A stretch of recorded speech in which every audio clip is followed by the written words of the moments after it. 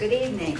I'd like to call the March 27th, 2024 Town Board meeting to order. Ms. Marco, would you call the roll? Mr. Dodson. Present. Mr. Mastriani. Present. Mrs. Galucci. Present. Mr. Schlab. I'm here. And Mrs. Collins. Here. 5 present. Thank you, Ms. Marco. A quorum is present. Please join me in reciting the Pledge of Allegiance. Mr. Dodson, will you lead us?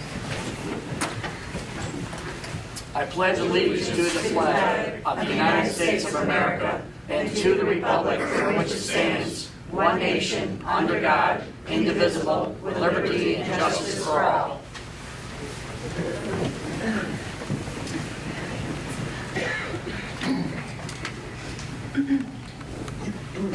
We do have 2 presentations tonight.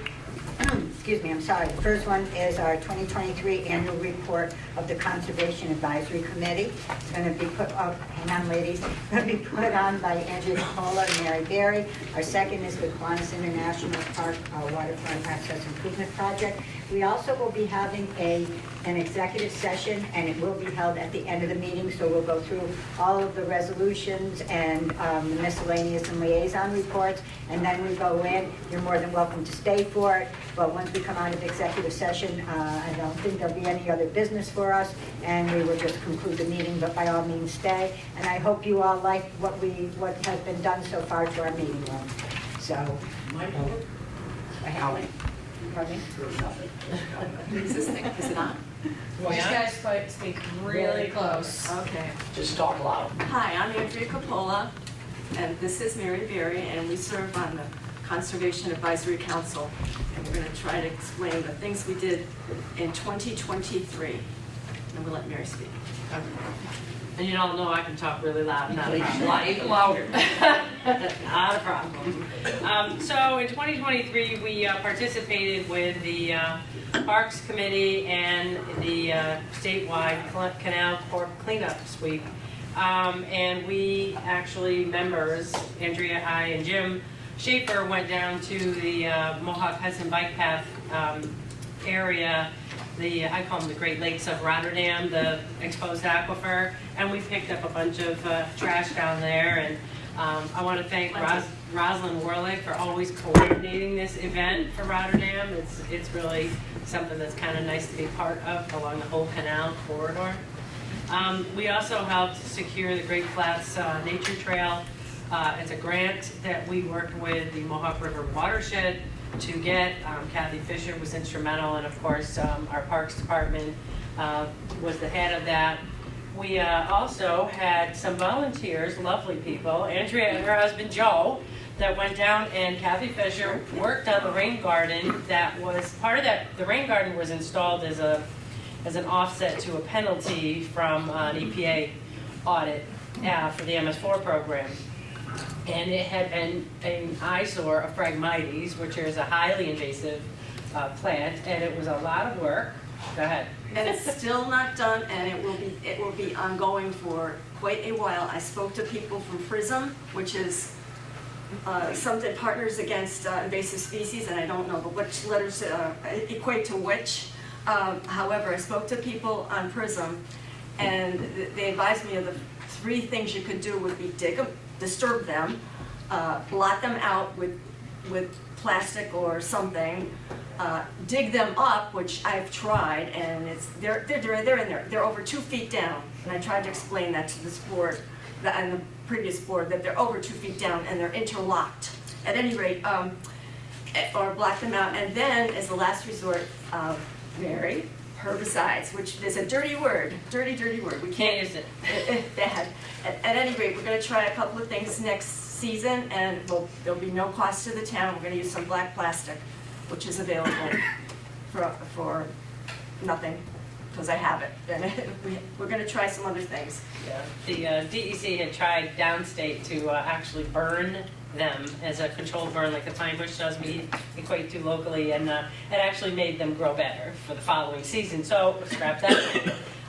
And the county Soil and Water actually took our dug up Phragmites. Parks Department was so helpful.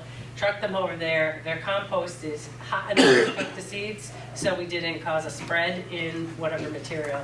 So we are going to have to approach Phragmites in general everywhere. And the highway department has some some concerns about what they're gonna do to dispose of them. We'll cross that bridge when we come to it with Larry. Then we had Lake Albany. If any of you have been on West Campbell Road, the Marcellas and of course our own salt shed project exposed this awesome excavation, and Jim Schaefer, our historian, actually brought some geological experts in to study this and get samples.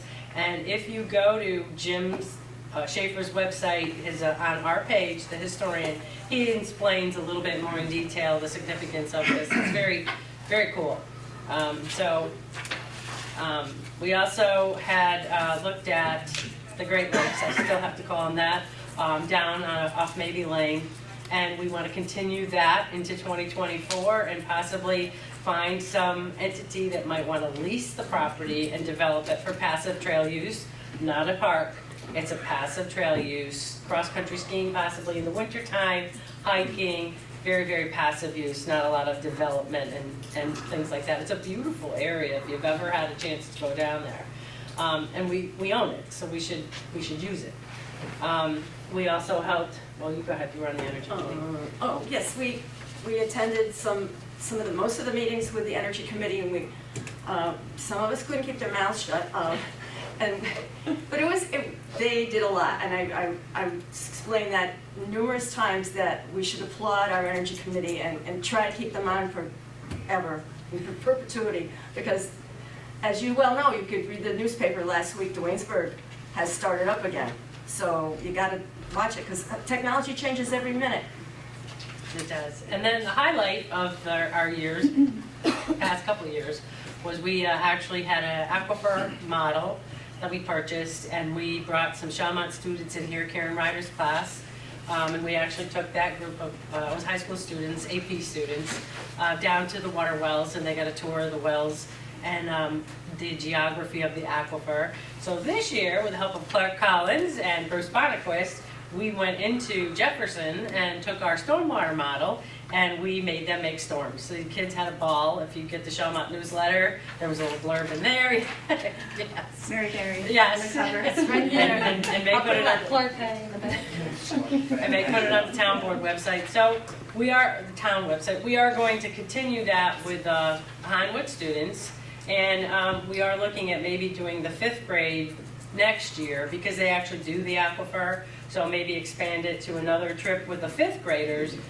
Jefferson is interested. Pinewood, they do a field trip 1 per year, and it's my side. We really can't compete with that.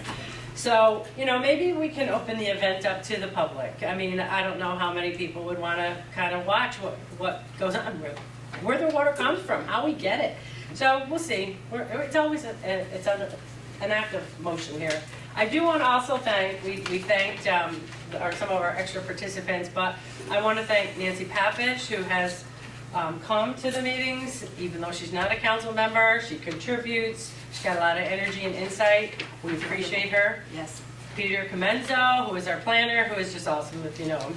And then I wanted to thank Joe, who sat at every meeting last year as our town board liaison, and we did not have that kind of participation of previous boards, and now we have Terry. So we have both of them at our meetings, and it really kind of makes it a lot more interesting, and we get to talk to them and they get to talk to us. So maybe we can move forward with some different projects that they have in mind. So it's a great group of people if anybody's interested. Yeah, and our meetings are always open, Yes? always. So if you care to attend or have a beef or want to make a contribution, please, we're always open. Thank you. Thank you.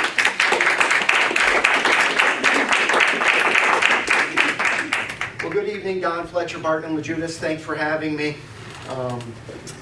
We are the consultant for the town on this project. So, a little brief background was that 2021 we were retained by the town to come up with a rough concept plan and submit grant application to make improvements to the Kiwanis Park on the Mohawk River down in the junction. So we came up with a rough idea, rough plan. I'll call it sketch number 1. These sketches aren't exactly the same. It's only the sidewalk that's really in a different location. So we made application in 2021. We were notified sometime in 2022 that the town was awarded funding through the New York State Department of State.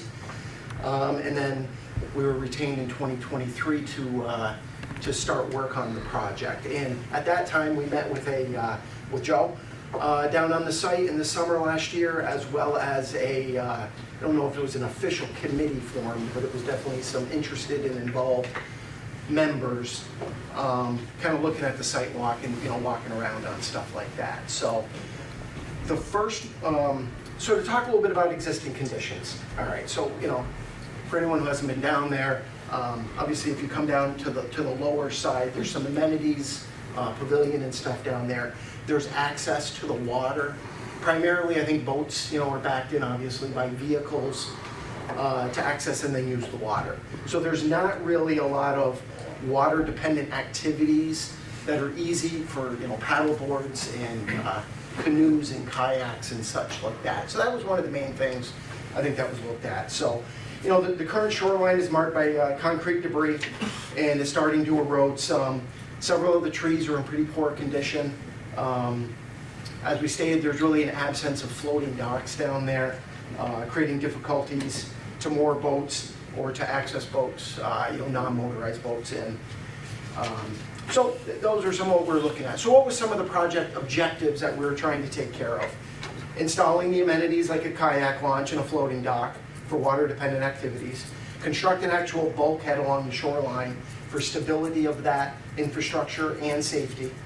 Some landscape elements to augment the aesthetic appeal of the park and create more inclusive and accessible environment for all park visitors, aligning with ADA standards. That was a pretty important part of it. So as you're looking at the map here, we did do a couple of different ideas going out into the water. And we went back and forth with the committee. Joe, also Peter, our project manager here, is Peter Comenzo, the planner. So what you're seeing out into the water is, that's the main part, obviously, and that's the dock piece of it, right? So what we're looking at is 2 6x20 floating dock sections, heavy-duty aluminum floating kayak launch. It's got handles, launch rails, non-skid surface, rollers for easy launching and retrieving of the kayaks.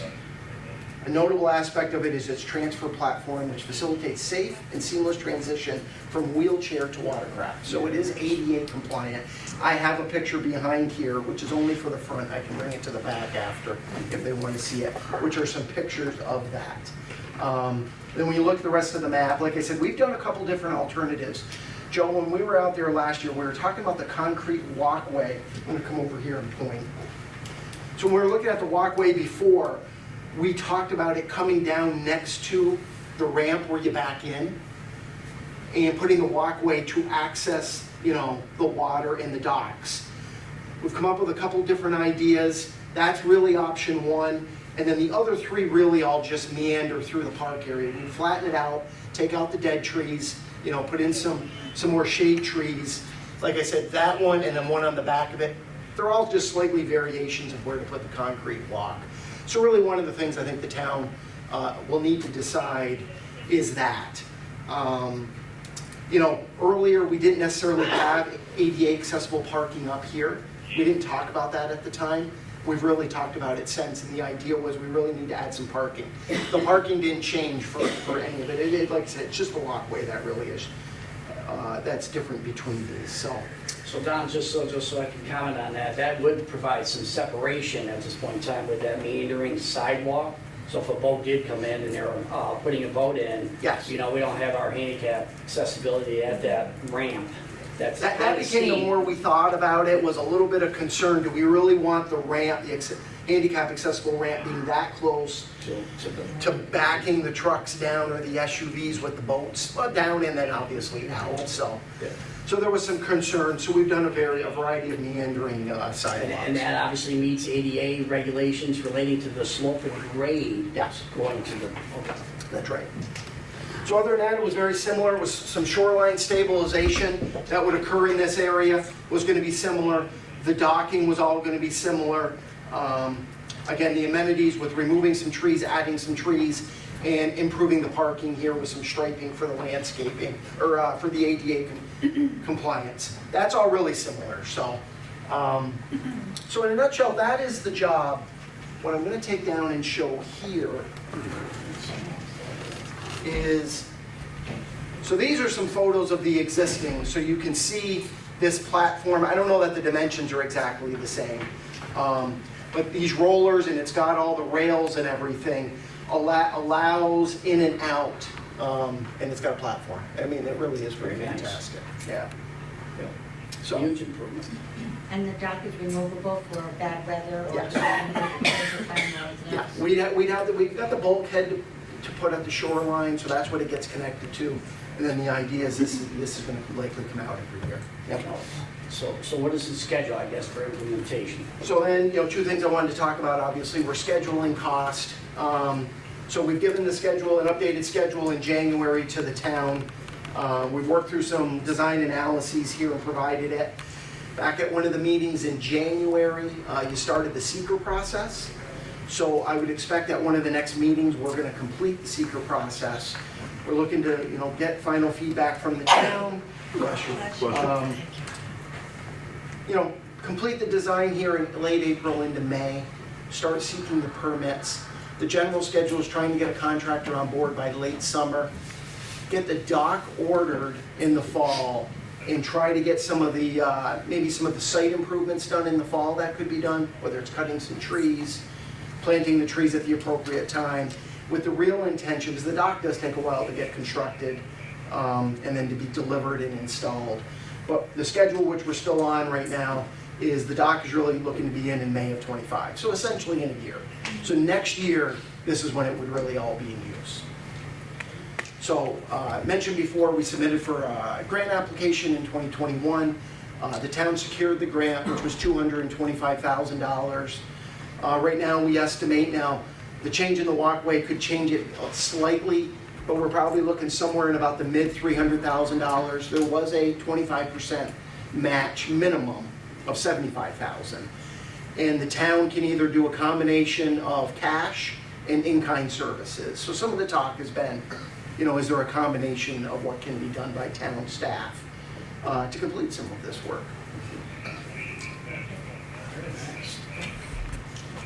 So, any questions? So a question I would have, so who takes the docks in and out? I guess obviously they get pulled for the winter as well. Is there a plan that does our parks department do that? or- It would be the town, either Okay. parks with DPW, I would expect.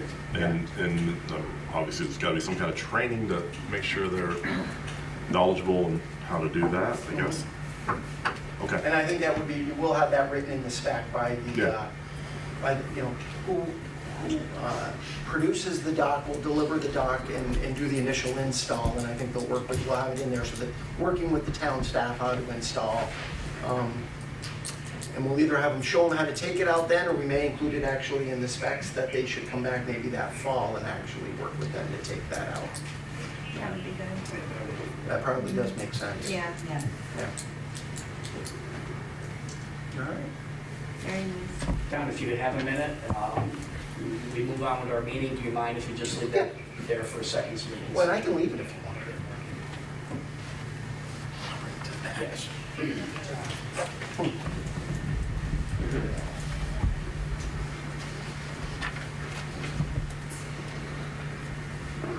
Like we said, there was the dock sections, this is a gangway coming down, I think this is a little different, I don't think this is going to be gangway, it's going to be more dock. Then these are the rollers and wings and whatnot, when it's coming around. Thank you.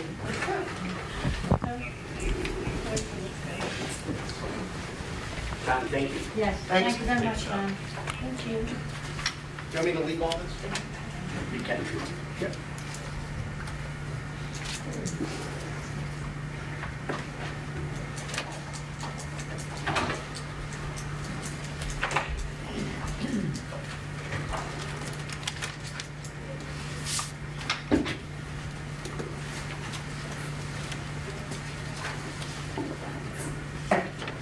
Okay, we're now open public hearing number 1 to recognize the introduction of introductory local law blank of 2024 to amend section 266-42 entitled Schedule 2 One-Way Streets of the Code of the Town of Rotterdam, eliminating one-way traffic flow on Laura Street between Gilliland Avenue and Pauline Street. Ms. Marco, is there anyone who's signed up to speak? No. Okay, is there anybody in the audience who wishes to speak on this issue that did not sign up? Okay, then I'll entertain a motion to close the public hearing. I'll make that motion. Motion by Mr. Dodson, do I have a second? Seconded. Second by Mr. Mastriani, clerk will call the roll.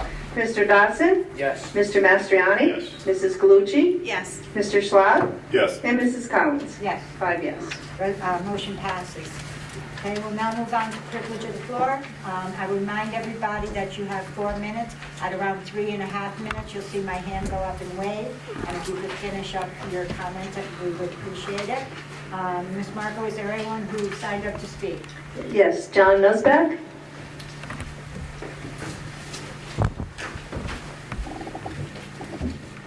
How you doing? John Nusback, Bernice Street, Chief of the Carmen Fire Department, Rotterdam Fire District Number 3, and along with me, I have a couple assistant chiefs there this week, but I'm here to speak on a couple different issues. I'll start by saying it's a little disheartening and that a fire official in the town can't have a conversation with the entire board as a whole, like an executive session that I get 4 minutes to speak to the board as a whole. I understand I can meet individually because you're going around the law of 3 or more, but that's not the right way to do that. The right way would be to be able to have a conversation with the entire board for more than 4 minutes. But I'll take 4 minutes and speak to the board in front of the public. The town has an issue on their hand, a public safety issue with the Super 8. I know that there's a lot of politics involved at Super 8, and I'm not here to get into the politics. I don't care about politics, to be honest with you. What I care about is the life there and the life of my firefighters. So we are responding there as first responders, and you can talk to any one of the firefighters at Carmen. The thing is now, it's not a matter of when, it's a matter of, or not a matter of if, it's a matter of when something's gonna happen there. We are responding there for many different issues that are going on there. Luckily, we haven't had any catastrophic things, but again, it's only a matter of time. And the town has done nothing to address these issues for a year. It's disheartening, it's a problem. I don't care about the politics that are involved. This last time we were there, we were lucky enough to get code enforcement involved, and I know that they did what they can, and I know that they're being handcuffed by the town. But the town is failing the emergency responders of the town. The town board is failing emergency responders. Our firefighters are members of this town, they're residents of this town that volunteer their time to be first responders and respond to emergencies. And the town board is doing nothing to help protect us to go to these type of incidents where we potentially have issues there. There are life safety issues there, and when there is a catastrophic incident, the potential loss of life of not only the residents there, of the first responders could be great. You know, you look at any other major incident that's happened, they always go back and they say, oh, look at these warning signs of, whoa, we could have avoided this. This is your warning sign, and nothing is being done. You had an opportunity tonight, in my opinion, to move forward a little bit with getting some more resources to try and address this issue, and it became a political issue. It became money, and which is kind of funny because the amount of money that we spend on ridiculous things here, we're talking about life safety. We're worried about paying someone to go in and try and handle those issues. It's deplorable, and the board should be ashamed of some of that. They should be ashamed that you can't sit down with me and have a discussion that I get 4 minutes to talk. It doesn't seem right, doesn't seem fair. Do something to protect the first responders. Supervisor Collins, I know that you do what's best for this town. I know that you care about the residents. You're being led astray. You need to listen to the emergency responders, you need to listen to us. There's people that have political agendas on how they want to handle things, and that's wrong. And I feel like we were led astray there. I really don't have much time to get into the issues. If you have questions about them, I'd be more than happy. I've turned in, I think, 2 reports to the town on 2 calls that we've been to so far this year with issues. The last time we were there, we had 3 rooms that we couldn't even enter into without going on air packs because of the odor that was coming from there, and they had people living in those rooms.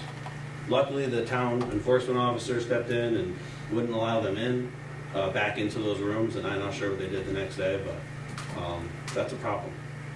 And it's a life safety issue for the emergency responders. Mr. Nosbeck, I'd like to ask, all of the fire chiefs and all the different fire departments wanted to discuss with the entire town board about our hydrant standard, okay? And what we did is we did 2 and 2. I forget which board member was apprised of what was going on and didn't feel the need to go. But is that something that you would like to set up with us? Because I would be more than happy to do that. I'm afraid we might not all be able to be together, but can we meet you at least 2 and 2 and discuss with you and your officers what it is exactly you saw and what steps you feel should be taken? Yeah. We can, that's fine. I think that this meeting 2 and 2, I understand that it's because, 3 or more and all the meeting laws, I get that. So you're trying to skate around the law, you can have an executive session, meet with us. The commissioners follow town law. So we do this all the time. There's no reason why you can't do that. That's why I was very disappointed in the no's tonight. It was very obvious that it had nothing to do with the actual issue. It had issues to do with amongst each other, infighting or whatever. And that's a shame that you guys are letting that, block whatever you could do to fix these problems. The hydrant issue itself is a completely different issue that when I took over as chief this year, talking to the last couple of chiefs, we had 2 chiefs in this town, both of them with 25, 30 years of service, who are very disappointed in the town and the town official that they're dealing with, who basically they felt like they were being talked down to by the town board member because they know better than that. Well, they've been fighting fires, they've been dealing with hydrants for a long time. I don't care what experience you have. This is an issue. We have a hydrant in our district, which I believe I sent to everybody. I think 3 years now it's going out of service. And if there's ever a fire in that area, I will be the first person to go and testify on behalf of that residence that we had trouble getting water there, and that's a town problem. Because 3 years of a hydrant that we can't use, the next closest one is 600-800 more feet away. That's just ridiculous. And that's only one spot in the town. That's a problem all over the town. And that's a huge issue. That's a whole other thing. But part of that problem is people need to set their egos aside and work together, because that's not what's happening. Thank you. J.D. Claremont.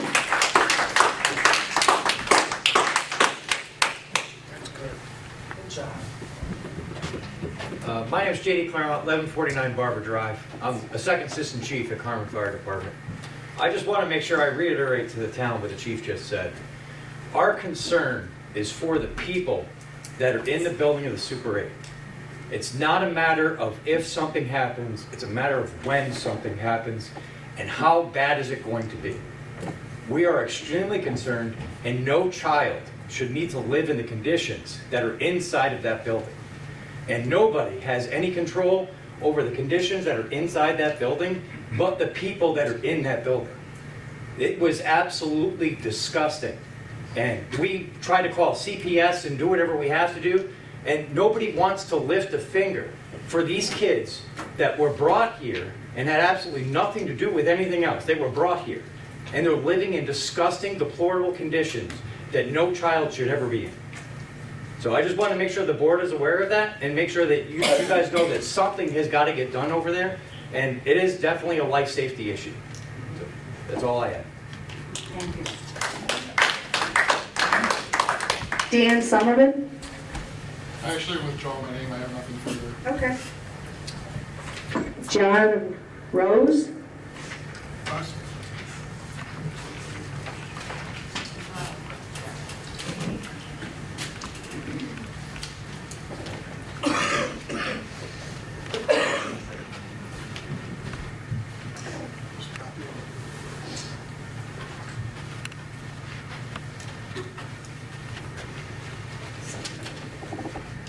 Good evening.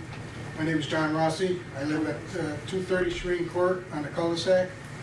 I spoke at the March 13th town board meeting and expressed that I'm opposed to the Tower Avenue change of zone request for many reasons.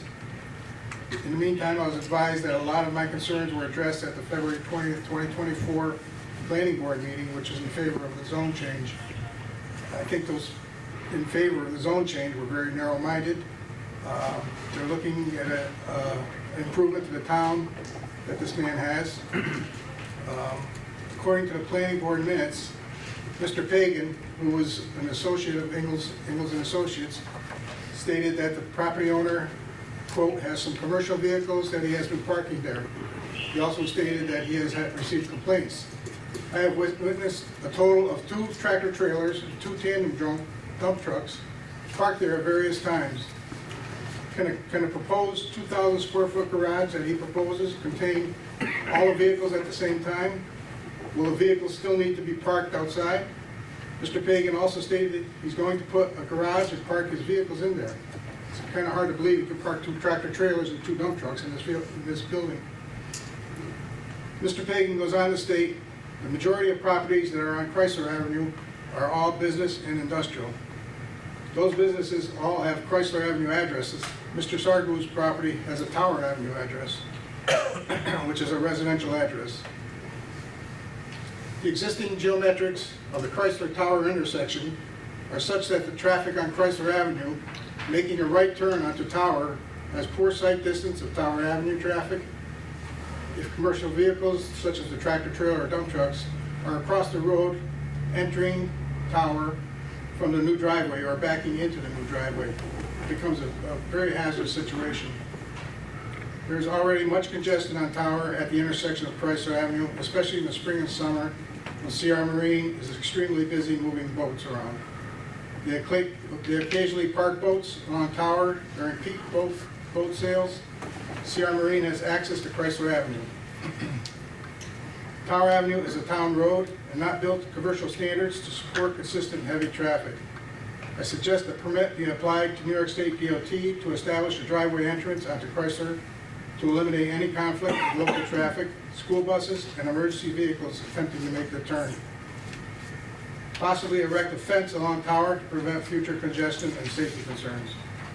I realize I'm fighting an uphill battle here against the planning board, but if the driveway on Tower is allowed, a no right turn sign should be erected for traffic exiting the new driveway to prevent commercial vehicles from driving through the residential area to reach Hamburg Street. The driveway should be located to avoid the conflicts with the wide turn tractor trailers must make to get to Chrysler. We have twice personally encountered a tractor trailer across Tower while trying to make a right turn onto Tower from Chrysler with high-speed traffic tailgating while slowing to make the turn. It's a good thing you don't have to stop because you're going to get banged in the rear end. The turn has standing water after a rainstorm and creates a hazardous braking situation, especially in the winter when it becomes icy. Are repairs to the vehicles going to be allowed outside or will they be in the garage? No parking signs need to be erected on both sides of Tower from the proposed new driveway to Chrysler. No parking should be allowed also during construction of the storage garage. In closing, we are concerned for the safety of any families with children in our neighborhood and trying to prevent any future tragedies at this intersection. Thank you. Thank you. Lucas D. Felice.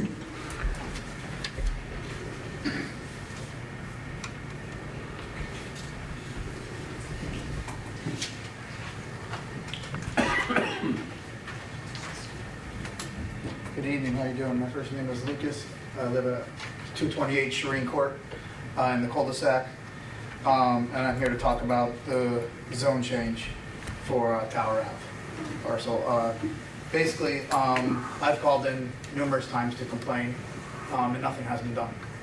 I called in once, they said that, well, they're allowed to put down gravel and fill in the whole parking lot. Well, that's fine, but what are you gonna park there? It's a construction zone now. He's parking 18-wheelers on a residential road. So is that allowed? Can I just park an 18-wheeler in my driveway? Fill in the whole property, and why not? If you guys are allowing this, you've been allowing it for over a year now without stopping. And if it doesn't get passed, what's to say you won't keep allowing it because nothing has been done? And there's also a 30-mile-an-hour speed limit sign that on this picture here that I have off Google Maps that anyone's able to obtain. That used to be there. It's not there anymore. That has been knocked down by the owner. And no one from the town has noticed that it's not been there, it's not been put back up. So violations are already happening before he's even coming to the town now to say, oh, I want to put this building up. Well, great, you want to put this building up, but why do you want to change the zone? You can have a building without changing the zone, right? So, is that correct or not? Maybe, but, okay. So he's changing the zone per se to put this building up. That's fine, but now we're gonna allow him to back in tractor trailers. My wife and myself and other neighbors have pulled onto this road. And the tractor trailer is there, backing into this driveway, that he has made. The boat guy is now moving boats also at the same time. You turn around that corner, you have no idea that that's happening. There's no cones up, there's no nothing. You're immediately slamming on your brakes. My wife had to back out into Chrysler Ave on that highway traffic to be able to get around the other way because of this guy blocking the road with tractor trailers. So now we're just gonna allow him to do this by passing this zoning. I think it's very unsafe for the town of Rotterdam, and it's only a matter of time before a catastrophic accident happens. And not just one person involved, there will be many, because there is a ton of traffic going on from Chrysler Ave and turning on Tower. And when you turn around that blind spot, there's nothing you can see. Even the boat guy, and he's been there forever, not complaining about him because he's zoned right. But to allow this zone into a residential neighborhood where the boat guy has a driveway off of Chrysler, this will not be a driveway off of Chrysler. This will be a driveway right on Tower. And the road was never made to handle tractor trailers. He's putting tractor trailers there, and he's subbing it out to landscapers to rent their space out to park stuff there. So I don't think anyone knows what's going on there. And it's very concerning that now we're thinking about passing a zone and no one even knows what's going on there in the town. So, only the residents do. And we're here to, just let you guys know. Thank you.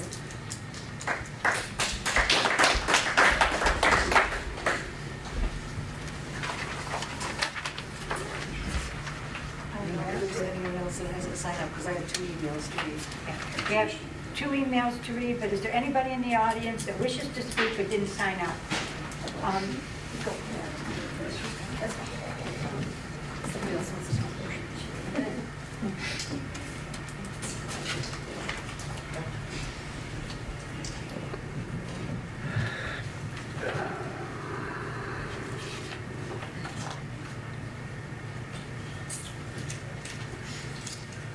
Maybe we should hold our attendance on our meetings at the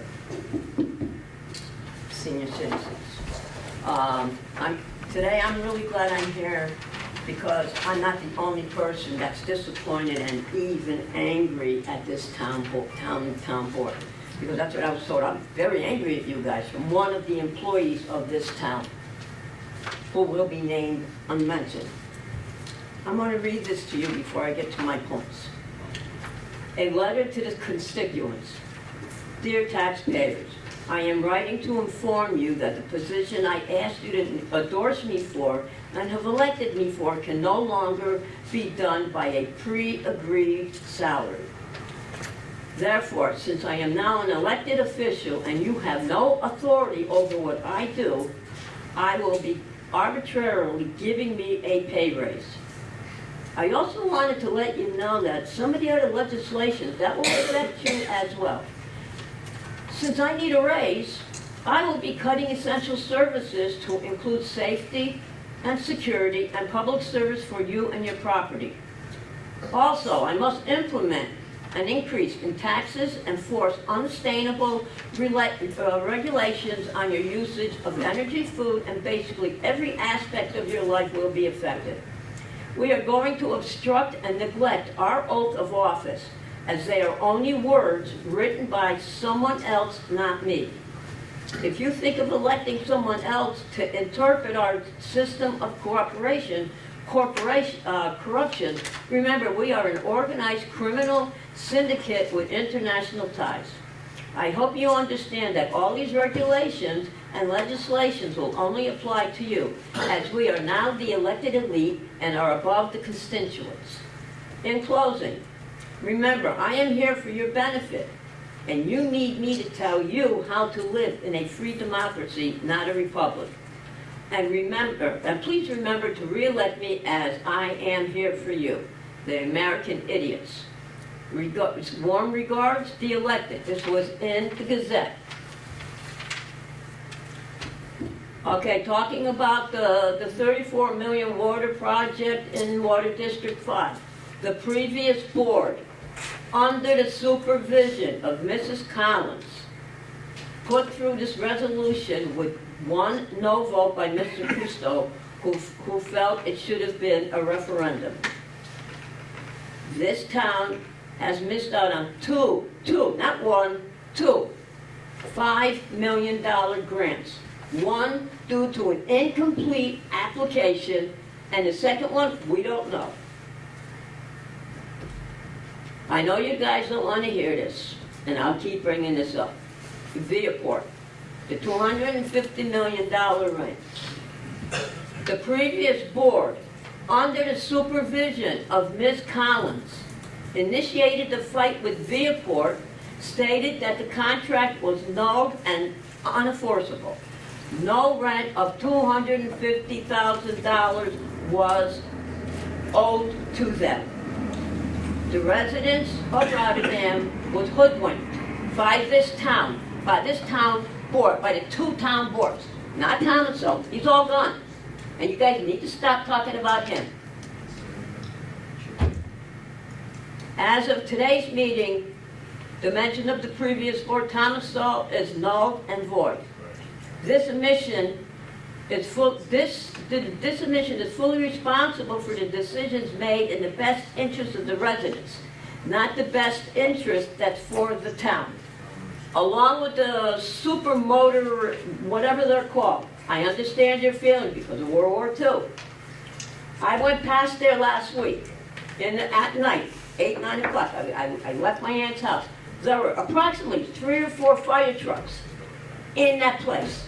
3 or 4 police officers. The lights were blaring.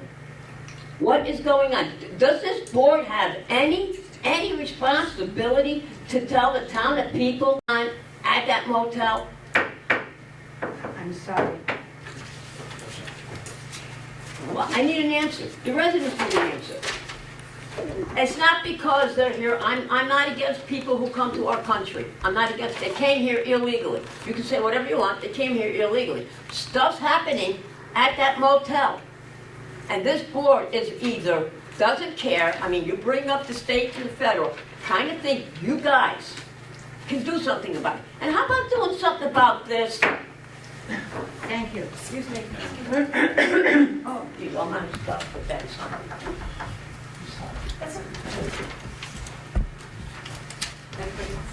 Hi, Andrea Capola. I neglected something on the conservation report. I'd like to direct you to, please, when you look at this over at another time, to go to page 4. We're a conservation advisory. We don't write code.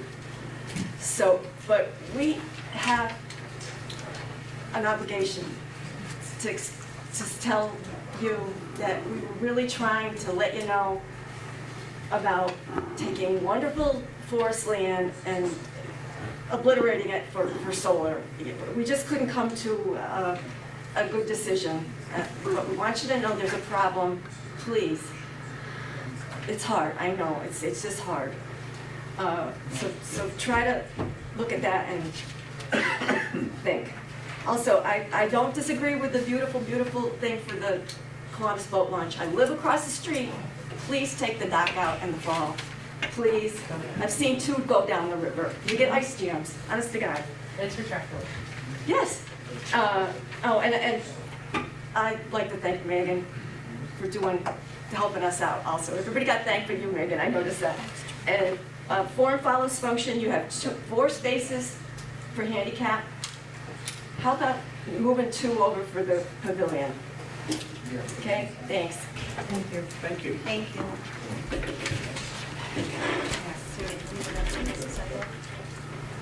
Is there anyone else that has to sign Is up? there is there anyone else in the audience that didn't sign up to speak but would like to speak? Okay, then we'll read our emails. I and many others are confused as to why the town has not taken action regarding the occupants of the Super 8 motel. Many reports have circulated regarding disgusting conditions in the motel. We are still unaware of how the occupants are also getting their own cars. Meanwhile, we have homeless veterans on our streets. The property values of tax-paying Curry Road residents are surely suffering as a result of this outpost. The school taxes of Mahonison District residents are also now going to increase at a time when inflation already has been burdensome on middle-class families. There is no other choice but to end this circus before Rotterdam becomes a third world country. Now is not the time for political bureaucracy or telling the people of Rotterdam to simply toughen up and carry the burden. This moment requires some courage from our town board and attorney to stand up and begin to protect the rule of law in Rotterdam. Thank you, Dylan Mahar.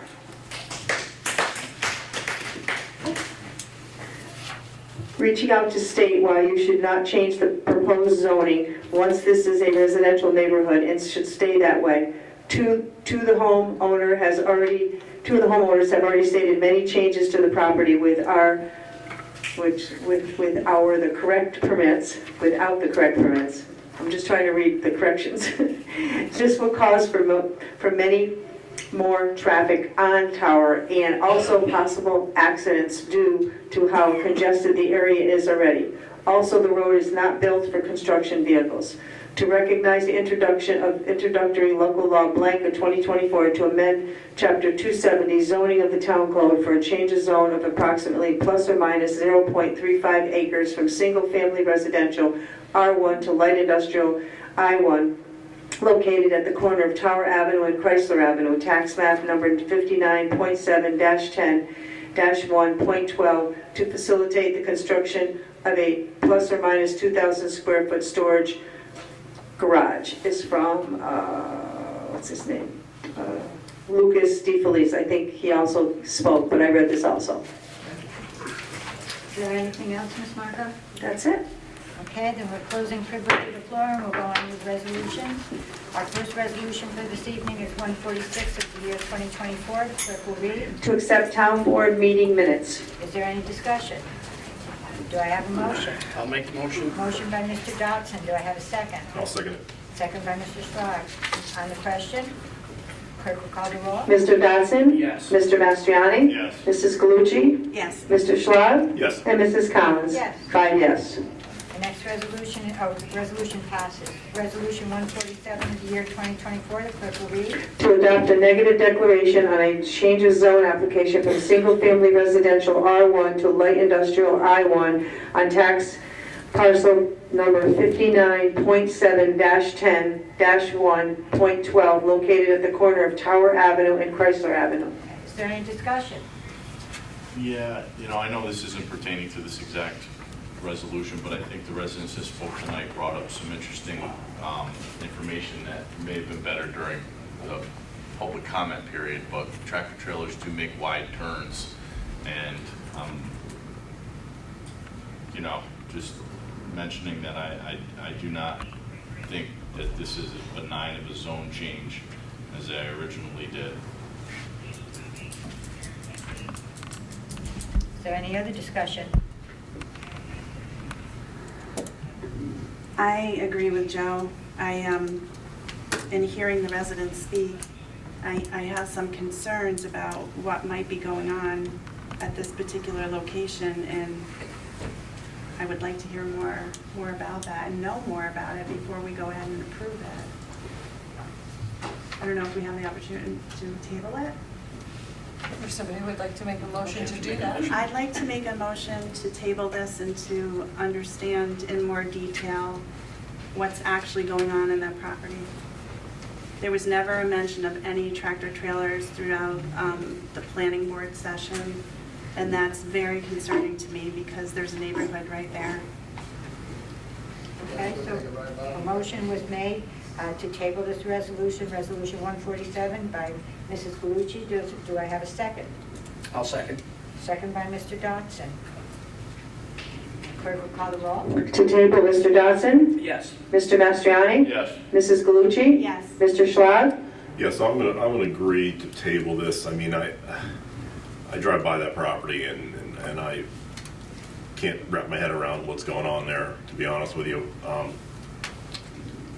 And again, it's getting a code enforcement, and I agree to table it. Mrs. Collins? Yes to table. 5 yes. Okay, so the motion passes and Resolution 147 is tabled. Okay, our next resolution is Resolution 148 of the year 2024. The clerk will read. To enact introductory local law number 3 of 2024 to amend chapter 270 zoning of the town code for a change of zone approximately plus or minus 0.35 acres from single-family residential R1 to light industrial I1 located at the corner of Tower Avenue and Chrysler Avenue, tax map number 59.7-10-1.12 to facilitate the construction of a plus or minus 2,000 square foot storage garage. Okay, is there any discussion? Yeah, to be consistent with the previous resolution, I would make a motion to table. I second the motion. Okay, so we have a motion to table Resolution 148 made by Mr. Dodson and seconded by Mrs. Galucci. Clerk will call the roll. To table, Mr. Dodson? Yes. Mr. Mastriani? I wish some of the concerns, I guess, I'm not really familiar with what the process is going to be, but I think we do need to give some healthy discussion to what, the future of that parcel is going to be. When looking at it originally, I assume there's driveway access on Chrysler Avenue. Since visited the site, I see that there isn't, and the complaints, certainly illustrate that this may not be a good idea. I think changing the zoning to light industrial, would open up the potential for, other industrial type projects there, water, sewer. I think we need to put the brakes on this. I think it goes back to code enforcement. I don't believe he's allowed to park trucks there, and trying to work with the resident to find an agreeable solution. I think there were well intentions to, let's change the zoning so that he could build a garage and solve the problem, but just having a garage doesn't seem like it's going to solve the problem. That it has to be addressed a little more comprehensively. So, in absence of, voting this down tonight, I will vote yes to table it, and we will look further at what we're going to have to do over there. Mrs. Galucci? I vote to table it. Mr. Schlag? Yes, vote to table it. Mrs. Collins? To table, yes. 5 yes. Motion passes. Next resolution is Resolution 149 of the year 2024. The clerk will read. To enact introductory local law number 4 of 2024 to amend section 266-42 entitled Schedule 2 One-Way Streets of the Code of the Town of Rotterdam, eliminating one-way traffic flow on Laura Street between Gilman Avenue and Pauline Avenue. Is there any discussion? Do I have a motion? I'll make the motion. Motion by Mr. Dodson. Do I have a second? I'll second it. Second by Mr. Mastriani. On the question, clerk will call the roll. Mr. Dodson? Yes. Mr. Mastriani? Yes. Mrs. Galucci? Yes. Mr. Schlag? Yes. And Mrs. Collins? Yes. 5 yes. Resolution passes. Resolution 150 of the year 2024. The clerk will read. Authorize the supervisor to negotiate and execute a memorandum of understanding MOU with the County of Schenectady for New York State Discovery and Bail Reform Funds. Is there any discussion? Do I have a motion? I'll make the motion. Motion by Mr. Mastriani. Do I have a second? I'll second. Second by Mr. Schlag. Any discussion, or on the question rather? Clerk will call the roll. Mr. Dodson? Yes. Mr. Mastriani? Mrs. Galucci? Yes. Mr. Schlag? Yes. And Mrs. Collins? Yes. 5 yes. Resolution passes. Resolution 151 of the year 2024. The clerk will read. Adoption of the Town of Rotterdam Complete Streets Policy. Okay. Is there any discussion? Do I have a motion? I'll make the motion. Motion by Mr. Dodson. Do I have a second? I'll second it. Second by Mr. Mastriani. On the question, Clerk will call the roll. Mr. Dodson? Yes. Mr. Mastriani? Yes. Mrs. Galucci? Yes. Mr. Schlag? Yes. And Mrs. Collins? Yes. 5 yes. Resolution passes. Resolution 152 of the year 2024, the clerk will read. To negotiate and execute amendment number 1 to an existing agreement with Labella for sewer district number 7 and related extensions for an updated map, plan, and report. Okay, is there any discussion? Do I have a motion? I'll make the motion. Motion by Mr. Dodson. Do I have a second? I'll second the motion. Mrs. Galucci will second. On the question, clerk will call the roll. Mr. Dodson? Yes. Mr. Mastriani? Yes. Mrs. Galucci? Yes. Mr. Schlag? Yes. And Mrs. Collins? Yes. 5 yes. Resolution passes. Resolution 153 of the year 2024, the clerk will read. To negotiate and execute amendment number 1 to an existing agreement with Labella for sewer district number 7, extension 1, benefit assessment determination. Is there any discussion? Do I have a motion? I'll make the motion. Motion by Mr. Dodson. Do I have a second? I'll second the motion. Second by Mrs. Galucci. On the question, clerk will call the roll. Mr. Dodson? Yes. Mr. Mastriani? Yes. Mrs. Galucci? Yes. Mr. Schlag? Yes. And Mrs. Collins? Yes. 5 yes. Resolution passes. Resolution 154 of the year 2024, the clerk will read. To recognize the introduction of introductory local law blank of 2024 to amend Chapter 270 zoning of the Town Code to extend the existing Main Street Neighborhood Center MSNC overlay district, declare lead agency and referring same to the Planning Commission for report and recommendation. Is there any discussion? Do I have a motion? I'll make the motion. Motion by Mr. Mastriani. Do I have a second? I'll second. Mr. Good. Schlag? Y'all are seconded. fast. Was it Ron? Yes. Sure. Thank you. Okay, on the question, clerk will call the roll. Mr. Dodson? Yes. Mr. Mastriani? I think that this gives the town flexibility to implement our comprehensive plan. I think it's a great maneuver, and I would support it at other Main Street sections in our town, such as Curry Road, Altamont Avenue, even Main Street to the Junction. My vote is yes. Mrs. Galucci? Yes. Mr. Schlag? Yes. And Mrs. Collins? Yes. 5 yes. Resolution passes. Resolution 155 of the year 2024, the clerk will read. To negotiate and execute an agreement with Prime AE for professional engineering services related to a leak detection survey for Water District number 5. Is there any discussion? Do I have a motion? I'll make the motion. Motion by Mr. Dodson. Do I have a second? I'll second. On the question, clerk call the roll. Mr. Dodson? Yes. Mr. Mastriani? Yes. Mrs. Galucci? Yes. Mr. Schlag? Yes. And Mrs. Collins? Yes. 5 yes. Resolution passes. Resolution 156 of the year 2024, the clerk will read. To negotiate and execute Amendment 2 to an existing agreement with Prime AE for the Water Districts number 3 and 4 water system improvements for CDS funding assistance. Okay, is there any discussion? Do I have a motion? I'll make the motion. Motion by Mr. Dodson. Do I have a second? I'll second it. Second by Mr. Schlag. On the question, clerk will call the roll. Mr. Dodson? Yes. Mr. Mastriani? Yes. Mrs. Galucci? Yes. Mr. Schlag? Yes. And Mrs. Collins? Yes. 5 yes. Resolution passes. Resolution 157 of the year 2024, the clerk will read. A resolution in connection with authorizing and submitting a New York State Water Infrastructure Improvement Act grant application for the Town of Rotterdam Water Districts number 3 and 4 Water System Improvements Project. Okay, is there any discussion?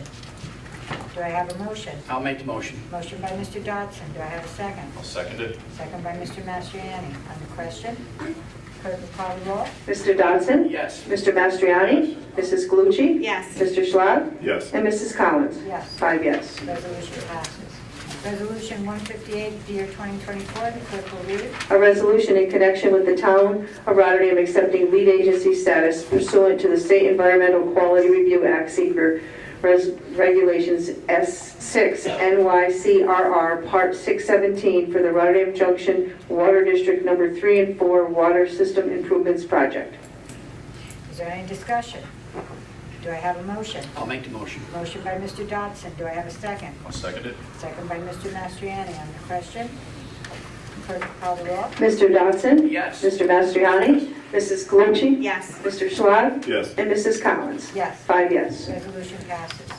Resolution 159 of the year 2024, the clerk will read. To authorize an agreement with Mohawk Valley Society Local 85-133 for live music at the 2024 Summer Concert Series. Is there any discussion? Do I have a motion? Make the motion? Motion by Mr. Mastriani. I'd like to second. On the question, clerk will call the roll. Mr. Dodson? Yes. Mr. Mastriani? Yes. Mrs. Galucci? Yes. Mr. Schwab? Yes. And Mrs. Collins? Yes. 5 yes. Resolution passes. Resolution 160 of the year 2024, the clerk will read. To negotiate and execute an agreement with Environmental Systems Research Institute, INC ESRI, for GIS annual licensing subscription services. Okay, is there any discussion? Do I have a motion? I'll make the motion. Motion by Mr. Dodson. Do I have a second? I'll second the motion. Second by Mrs. Galucci. On the question, clerk will call the roll. Mr. Dodson? Yes. Mr. Mastriani? Yes. Mrs. Galucci? Yes. Mr. Schwab? Yes. And Mrs. Collins? Yes. 5 yes. Resolution passes. Resolution 161 of the year 2024, the clerk will read. To authorize change orders number 5 with Bunkoff General Contractors Incorporated for the Rotterdam Town Hall renovations. Okay, is there any discussion?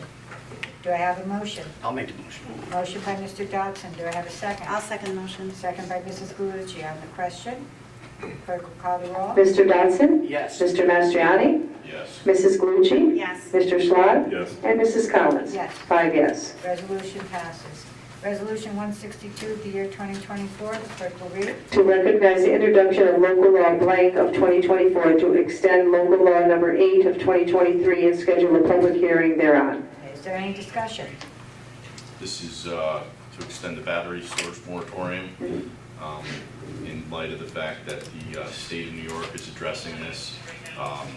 It's my recommendation that we extend our moratorium until we have guidance from the state on how best to cite and monitor and address emergencies at battery energy storage systems. So I make the motion. Okay, motion by Mr. Mastriani. Do I have a second? I'll second. Second by Mr. Dodson. On the question, clerk will call the roll. Mr. Dodson? Yes. Mr. Mastriani? Yes. Mrs. Galucci? Yes. Mr. Schwab? Yes. Mrs. Collins? Yes. 5 yes. Resolution passes. Resolution 163 of the year 2024, the clerk will read. To recognize the introduction of local law blank of 2024 to extend local law number 9 of 2023 and schedule a public hearing thereon. Is there any discussion? Do I have a motion? Make the motion. Motion by Mr. Mastriani. Do I have a second? I'll second it. Second by Mr. Schwab. On the question, clerk will call the roll. Mr. Dodson? Yes. Mr. Mastriani? Yes. Mrs. Galucci? Yes. Mr. Schwab? Yes. And Mrs. Collins? Yes. 5 yes. Resolution passes. And that concludes our resolutions for this evening. We'll now move on to liaison reports. Do any of the board members have anything they wish to share under liaisons? Okay, do any of the board members, before we go into executive session, have anything they want to say under miscellaneous? I will say just briefly that the Mary Moore Wallinger, who's the project manager for the pickleball project, is meeting tomorrow morning with the contractors that resealed the tennis courts at Esposito Park in 2017, to discuss if there's a need to grind out sections where cracks are, or if there's a complete overhaul is needed, to begin to explore what is required to get that surface playable. That will be at 8:30 tomorrow morning. Any other board member have anything under miscellaneous? And I just want to say to the firemen who spoke tonight, my uncle was a fireman for 60 years, a fire chief. And the comments that you made, I just want you to know that my door is open. I will meet with you anytime. And I think it was misinterpreted that, any of the board members here don't care about the individuals within that location. And we don't need to meet behind closed doors. We're happy to meet face-to-face with you. And nothing about this is political. These are human beings. And I just want you to know that from my perspective, I'll speak personally, there is absolutely nothing political about this. And I look forward to meeting with you and understanding a little bit more about what you're saying. So I just want to put that out there. This was put in front of us tonight, not brought forward earlier, but I'm happy to meet with you, and I think, as far as I know, the door's open with every single person on this board. So I look forward to it. And following up on what Ms. Galucci just said, I think that's the same for all board members. Within the confines of town law, we will meet with you individually. And if we need to meet with you like we did before on the hydrants, we would indeed do that. Again, open forum and a discussion. And I would agree, this isn't about politics. It should be about the people that reside in the facility. I think our supervisors said many, many, many times that the life, safety, and health of the people that reside at the Super 8 is paramount to any of the politics, and there's plenty of politics when it comes to this issue. It needs to be above all that, and that's what the board's here to assure. We are privy to the same information that you provide. The board has read reports. We need to give our code enforcement people and the town board the opportunity to respond accordingly to situations. We are not ruled by the mob that comes by to the town board and insists at a town board meeting that we don't care about our firemen, we don't care about the people that are in the Super 8. That's absolutely categorically wrong. We do care about everyone. We are the town board that has to balance the politics of this issue with the real issues that are going on at the Super 8. So, yes, more than willing to meet with our fire department at any time to discuss the reality of the situation that we as a town board have to deal with over there every day. And I just want to make one more mention of money. Politics, money, anybody who knows me personally knows that that's never something that I'm thinking about. I think about people. So, as far as money goes, we do have a lawyer on staff. We have actually an entire firm on staff. And you understand from what she was saying the process that we need to go through. And unfortunately, that's the way life works. And we do need to follow process, and we need to follow the law.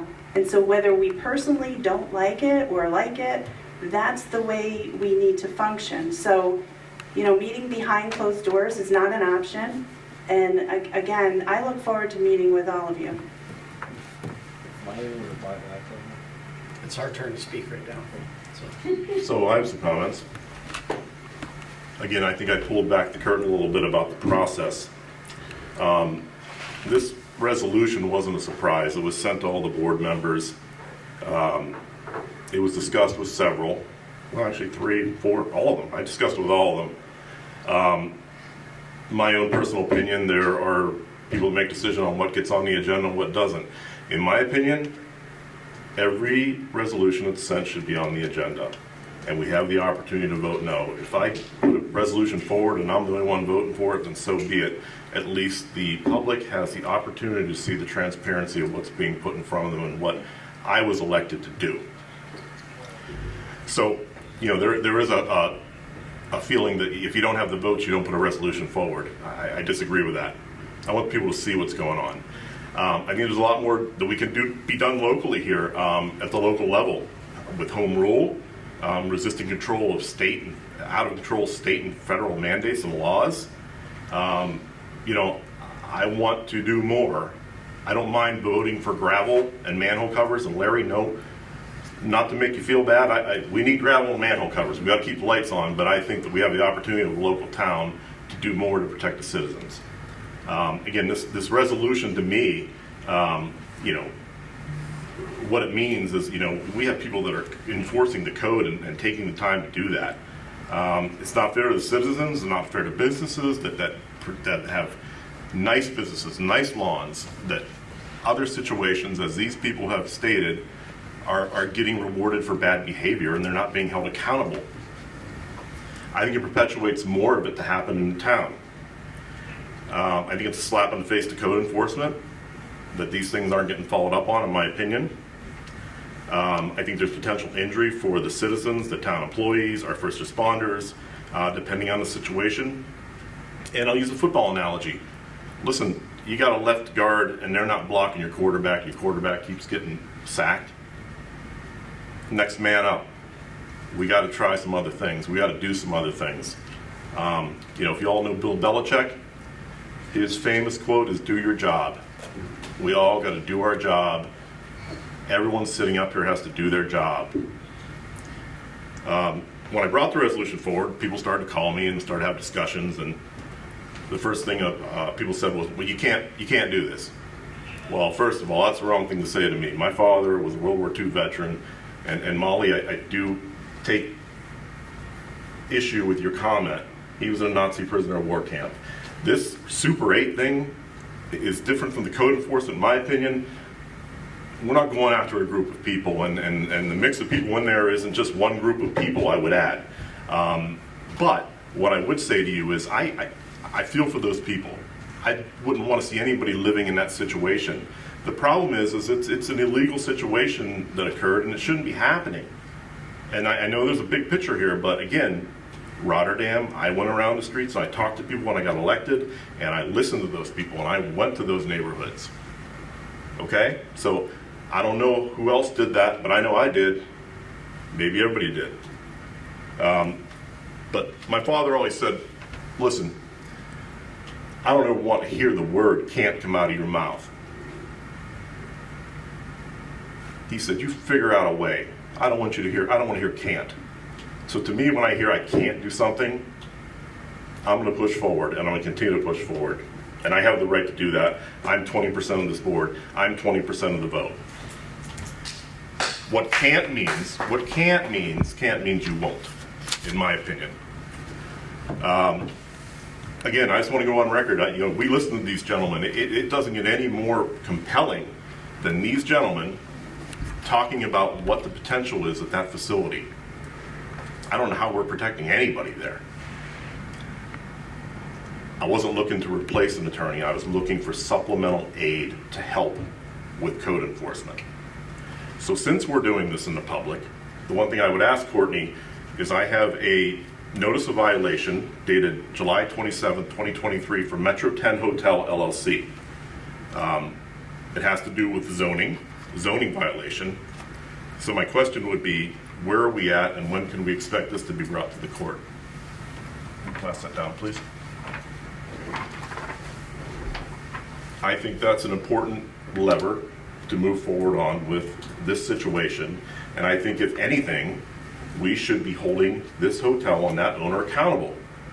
And we should be collecting revenue for them violating our code since July of last year. Just my personal opinion. I thank you all for listening to me.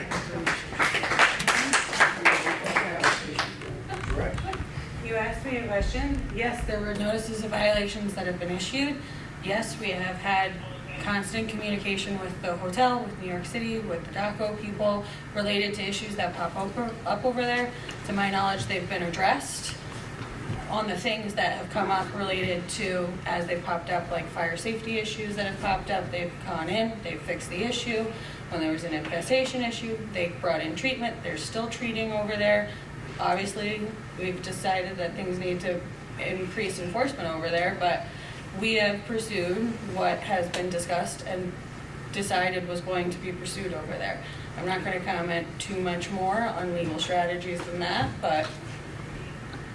No, I understand, but what I'm saying is that particular violation hasn't changed. They can't address that unless they come to the board for a zoning change. They're not a residential facility. They're a commercial facility.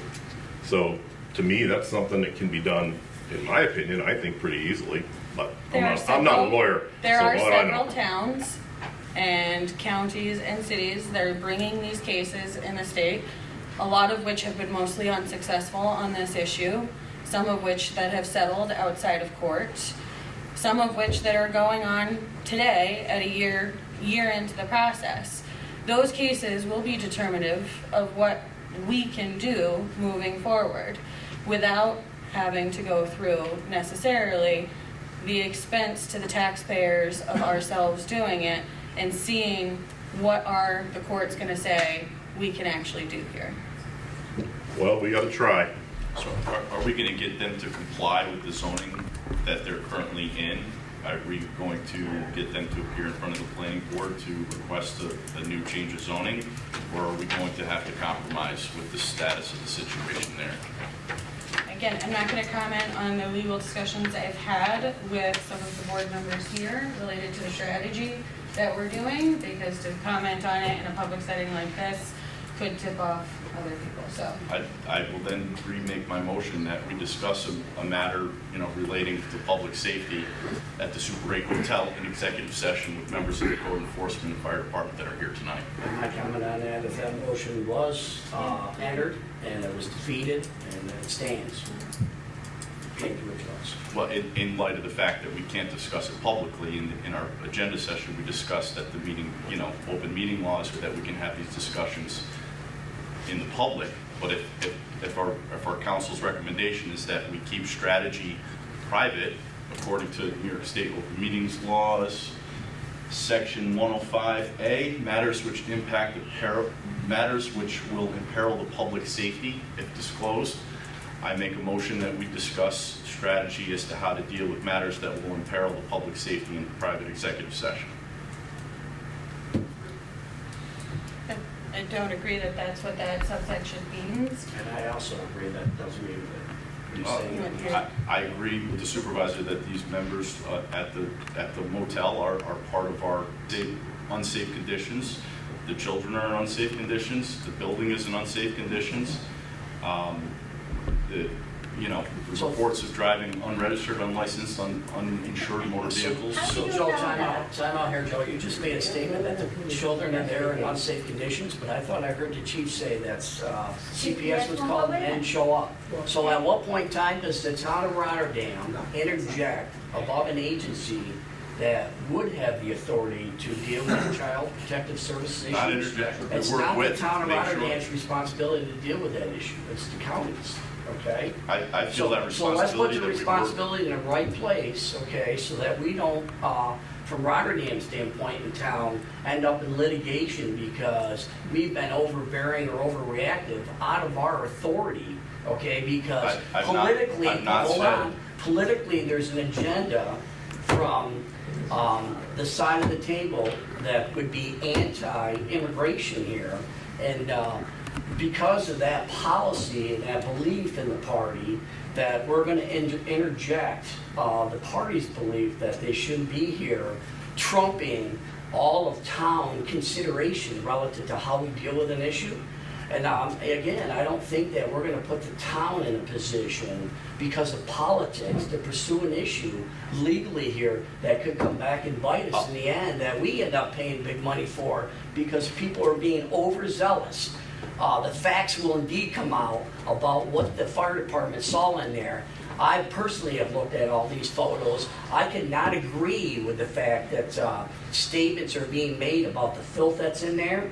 I could say that same fire department, I could say the same fire department in Schenectady, the city of Schenectady, have seen conditions far worse than what's in there. There's a narrative being created here relative to how filthy the place is over there. Well, I would say that's a relative statement. And again, it's by room. If they could unilaterally say they've been in 200 rooms in a Super 8 and it was absolute filth, they would be denying the people over there that indeed have pristine rooms that are over there. Isn't that a microcosm of society? Is your house any cleaner than mine or someone else's that's out there? That's relative to the people that have the perception to go in there and state that, hey, that place is filthier than some other resident that's cleaner. I don't think that's too subjective in my mind, okay? It can easily be used politically to move an agenda, which is we need to remove the people from the Super 8 because they're immigrants and they're not from the United States of America and they don't belong there. Well, geez, as Molly stated earlier, the federal government has a policy. The state government has a policy. The county of Schenectady has their own policy. Rotterdam is sitting here, obviously having to deal with the policy. Okay, we have to make choices every day on what we're going to do there. We have to use our code enforcement people to go in there and do inspections. We have to get search warrants because the rule of law says we have to. Just as though we wouldn't want the police knocking on our door and raiding us without a search warrant. They're afforded the same protection that we are. As Molly was indicated and Ron didn't like, on how, different nationalities were treated throughout wars. We have to deal with the situation every day. I'll give you the Patriot Act for an example. Geez, we're bombed, or they blow up our beautiful buildings in our country. Our government is so bright that they're like, hey, we gotta remove laws that are in place to protect the citizens of the United States because we gotta go after these criminals, only to use those same rules and laws against us so they can spy on us. So are we gonna just take the laws and the rules of the town of Rotterdam and say, hey, we're going to apply them to this group of people, and then, hey, we're not going to worry, we're going to get them out, because at what point in time did the supervisor say, are they coming back and they're going to use those policies against us? So I think we should really take a gingerly approach here, understanding what Mr. Schlag has said here, referencing his father and taking note. There needs to be more of a collective consideration of maybe board members have more information than other board members, and they should actually take the time not to push legislation and ask for executive sessions that we did not know about until we came here tonight. The Manchin proposal's been on for weeks. This is the same Mr. Manchin that was brought 2 years ago to our attention from a political party that demanded that we use that attorney because he can be controlled by the political party. Well, that's BS in my mind. We select attorneys here because we represent the town, not a political party. We're going to bring people in that are going to do the business of the town, not the political party. We have two gentlemen here tonight that are playing politics, which is BS in my mind, on an issue that involves our public and public safety, and it's not going to happen where we're going to be shoved an attorney down our throat from politics. And that's where I stand on the issue. I will read. Excuse me, Mr. No, Hey, we're having do a not have, conversation. I'm gonna ask the police officer to take you You're out. out. Let's calm down. Thank you. So- Can I please respond? I'm gonna remake my motion to enter into executive session to discuss strategy. Joe, It can't be can I add discussed- to that? No. We're stating. I just have to get in here. I want to state the right take- part of the open meeting laws. That's all I want to state, and then I'm done. According to the open meeting laws, Courtney just mentioned that there was ongoing litigation because she couldn't discuss it here. 105, Section D says discussions regarding proposed, pending, or current litigation, we can have an executive session meeting. That's the open meeting laws. I don't know what the ramifications are for denying us that. But we're not playing politics, Jack. We're doing what people have asked us to do. When we had the public meeting, you said in the public meeting, I spoke there, and you said, so the way I understand it is you want to litigate this. You want this shut down. And you agreed and said, okay, that's what we'll do. That's what the words out of your mouth. Okay? Here we are, 8 months later. We just want to know what's going on. I'm very happy to look at the pictures. I'm very happy to see these things. I would love to see those things. But you know what? If there are things going on behind the scenes, I would think that Joe and I would be brought into the mix as well as Terry if she hasn't seen him, or whoever. But again, we're 20% of this board. We're 20% of the votes. No person is any more important than any other person on this board. So, Joe, I'm sorry. I just wanted to state the real part of the actual part that that I feel pertains to requesting this executive session. Brad, I will clarify, there is no pending legal actions currently in place related to any of these issues. My point that I was making, It says and perhaps proposed, I stated it incorrectly, is I am not going to comment on confidential and privileged attorney-client privileged discussions I've had with people in the town on this matter in a public setting, because that's my ethical That's fine. rules that I've But it followed. says proposed. There are further clarifying. Is there anything proposed? So there's there nothing are- proposed. Is that what you're telling me? There are further clarifying legal opinions related to that section of the open meetings law that limit it more to pending litigation matters and not speculative litigation that is not currently in existence. I'm looking at the meeting laws. Listen, I guess, no. I guess this town wants to wait till something actually happens before you guys take action. I think that's what these gentlemen are saying. We're not against the immigrants. Problems are happening over there. Is there anyone I'm a half a on mile this away board from there, that and it's would like to problems. speak about miscellaneous Board members. board members? Yeah, I take great pause with the issue that this is about immigrants. My father's an immigrant. I mean, immigrants have, with their blood, sweat, and tears, have built this country. We're better because of our diversity. There's no racial group that we're going after because they're there. And if this federal government has a policy, and the state government has a policy, and the county government has a policy, the town of Rotterdam has a policy too. And our code is that that is a motel, not a human trafficking shelter overstuffed with residents and full of fire code and health code and bed bugs violations. I was in there the night of the latest evacuation. 3 of the rooms, later 4, had to be cordoned off because it smelled like rotting flesh in there. And God knows what was going on in there, and I don't know what has since happened since I've been there in those rooms. Are they cleaned out? Have we cited them for that? Are we using the enforcement of the law that we have to our disposal? I don't know. So simply one final time, make a motion for an executive session to discuss privileged information and strategy. Does anyone second it? I second it. Overall, read the, I'm so confused. It doesn't matter, he's called for the motion, it's been seconded. Executive session to discuss matters which may imperil public safety.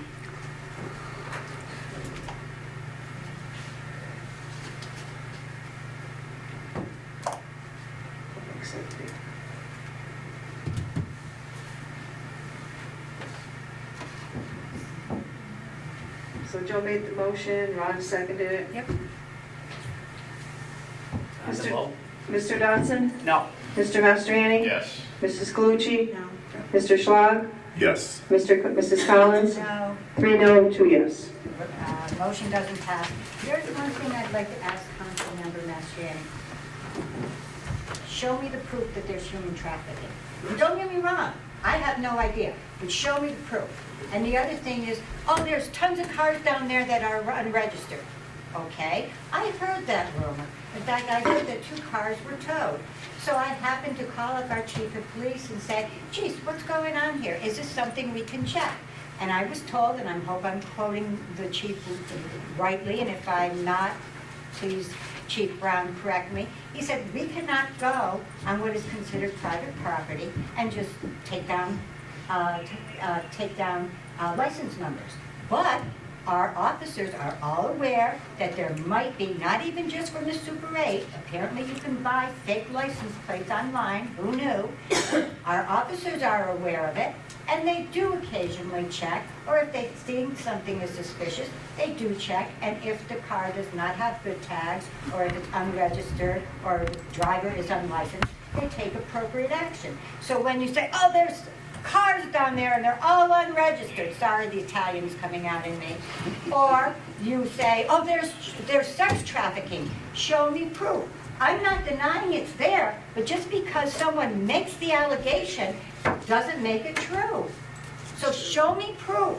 Tell me that you talked to one of the people outside of Super 8 who said, yes, this child is being trafficked, or this woman is a prostitute there. And I'll gladly believe you. But to just make wild statements without any proof makes no sense to me. Well, I'm not a law enforcement, and I'm not an investigator, and I can't provide that proof. I can simply direct the resources of the town to be able to determine those things. But you and I were sent an email that there have been a minimum of 4 instances when a migrant has been stopped and issued tickets for operating an unregistered or uninsured vehicle. And what were they done? They were stopped and they were issued tickets. It's what our law expects. It wasn't they were stopped and given a kiss and a hug and sent on their way. Our officers do what they can legally do. And I'm just trying to figure out, again, I simply wanted to use the executive session to accelerate the process where we can figure out the balance of our legal strategies and what we can do. I have one other comment. So to say that this request for an executive session wasn't heard of until tonight, I'm looking at my sent mail This was copied to all of the board members, to Molly, CC to all the board members. Was sent yesterday requesting this at 10:18 a.m. So this isn't something that just got dumped here tonight. So I just want to clarify that. I'm not going to do anything to anyone without copying them first. That would be disrespectful to the people that sit here, and I would not do that. I am too big of a professional to behave like that. So let's get into professionalism, just so you guys understand how this process works. We work diligently for 2 weeks in between board meetings, preparing legislation for the next meeting. We get it on a Wednesday, it's reviewed. By Thursday, we have it in decent enough shape to put it out for Friday as a draft. Hey, we're all board members that talk freely. At any point in time, we have the opportunity to put on that agenda. We're going to do an executive session, which we do. We try to be very transparent with our public, and we put it on there.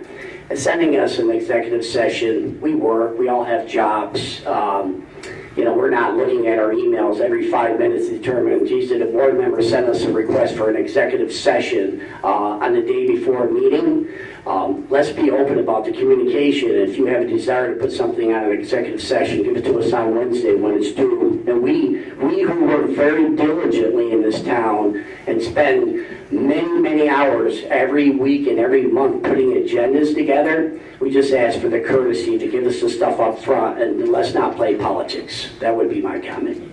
That's fine, and I will forward it for the next meeting, the executive session. That should give everybody plenty of time. Okay. Any other comments? I'll make a motion to close. A motion? Oh, we can't close, actually. No, actually, we're going into executive session. Do I have a motion to go into executive session for personnel matter and with invited guests, make notes? I'll make a motion. Motion by Mr. Mastriani. Do I have a second? Dodson. Time, 7:50. Oh, I'm sorry. Mr. Dodson? Yes. Mr. Mastriani? Yes. Mrs. Galucci? Yes. Mr. Schlage? Yes. Mrs. Collins? Yes. 5 yes to go to executive session.